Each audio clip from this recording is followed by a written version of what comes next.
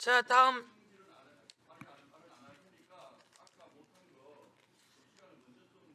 아니, 우선 상의했습니다. 상의했으니까, 아니, 우선 상의했거든요.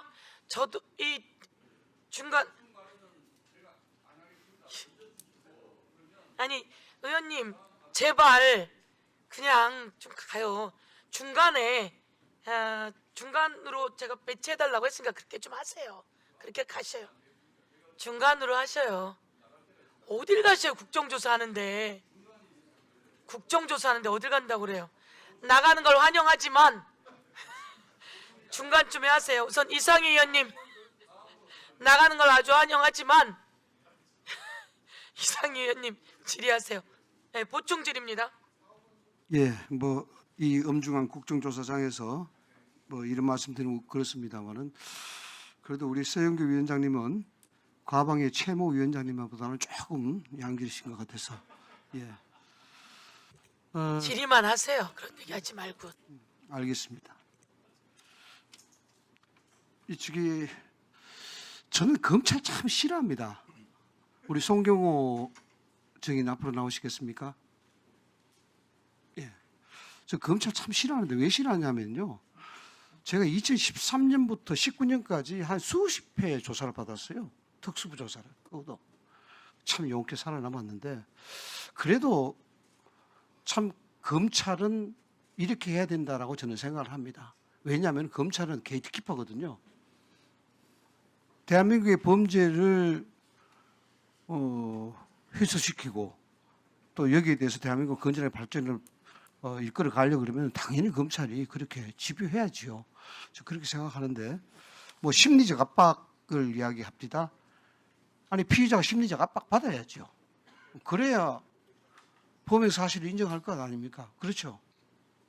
형사사법 절차가 그렇게 규정이 되어 있습니다. 그렇죠. 심리적 압박 받아야 되죠. 왜냐 그러면은 그러면 피의자를 범죄적 혐의의 사실이 예상되는 범죄자를 모십니까? 당연히 범죄적 혐의를 밝히기 위해서는 심리적 압박을 해야 된다고 저는 봅니다. 그래야 범죄적 사실을 알 수 있게 될 거 아닙니까? 그렇죠? 그래서 수사 과정에 법원의 엄격한 사법 심사를 거치고 있습니다. 예. 근데도 아니 뭐 또 뭐 하나만 목표를 한다. 뭐 목표는 하나다. 이재명 그 당시 시장을 목표로 한다. 저는 뭐 당연하다 봅니다. 지배하게 해야지요. 설계했다는데 그에 대한 핵심을 벗어날 수가 있겠습니까? 그 핵심을 수사 안 하면 검찰 아니죠. 그렇죠. 증거와 법리를 따라갈 뿐입니다. 예. 그래서 그거에 뭔 그렇게 문제인가 저는 사실 그렇게 생각이 들어요. 예. 알겠습니다. 들어가셔도 됩니다. 예. 우리 이원석 정의님. 이원석입니다. 예. 이 국정조사가 상당히 위법하고 불법적이다라는 그런 얘기를 오전 시간에 뭐 여러 가지 얘기 좀 질의가 있었는데 그 관련돼서 좀 하실 얘기가 있었을 것 같은데. 위원장님께서 국정농단 사건, 박근혜 대통령 정부의 국정농단 사건 때도 국정조사를 했었다 말씀 주셨습니다. 그 국정농단 사건의 주임검사가 접니다. 박근혜 대통령 조사하고 구속영장 청구하고 구속 기소한 사람이 접니다.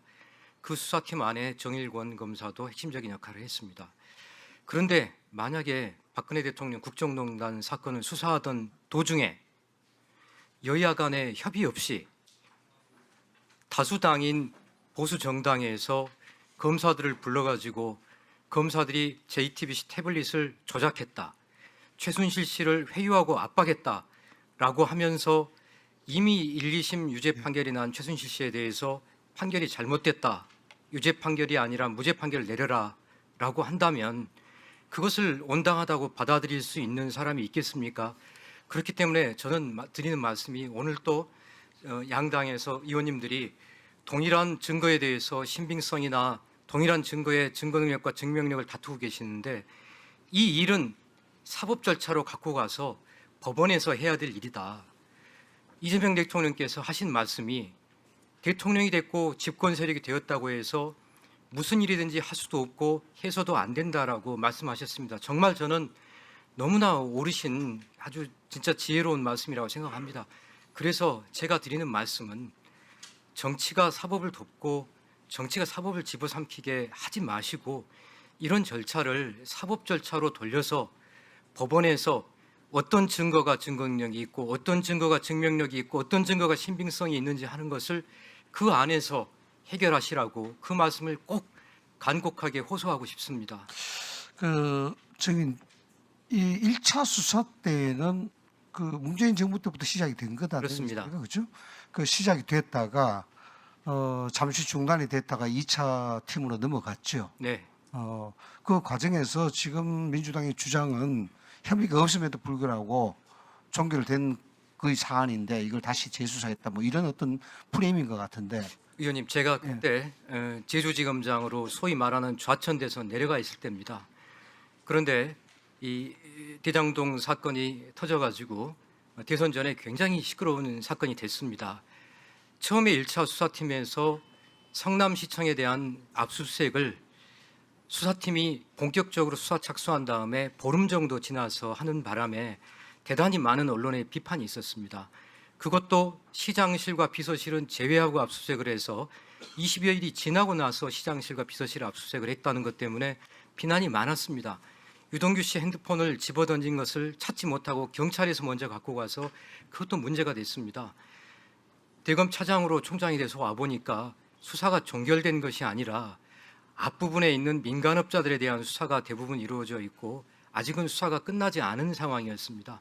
이것이 문재인 정부에서 시작했던 수사가 저희들한테 넘어와서 검사는 사건이 오면은 수사를 안 할 수 없습니다. 그래서 마무리 지었을 뿐입니다. 정치적인 사건을 기쁘고 즐거워서 수사하는 검사 아무도 없습니다. 마무리해 주세요. 네. 자, 솔직히 예. 말씀드리면 대선 끝나고 여야 의원 마무리하세요. 다 그만하세요 이제. 정치적인 사건은 이원석 증인 네, 오늘 이미지만 흐릴 뿐이에요. 그만하세요. 예, 마무리하겠습니다. 예. 네, 그때 왔을 때 입건도 되어 있지 않은 이재명, 그걸 피의자에 넣은 여러분이 할 말은 아니에요. 예? 여러분이 왔을 때 오늘 명확히 얘기하지만 22년 5월에 윤석열 당선됩니다. 이재명 입건이라도 돼 있었습니까? 입건이라도 됐습니까? 제 답변 드려도 되겠습니까? 특검하자고 얘기하고 있는데 저리 가요. 이 사람이 지금 위원장님 답변 품위 있게 얘기하고 있는데 와서 드릴까요, 위원장님? 저 위원장님, 저 방금 말씀하신 부분 관련해서는 좀 오해가 있은 것 누구예요? 같은데 강백신 검사입니다. 들어가세요. 혹시 기회를 주시면 들어가세요. 하겠습니다. 들어가세요.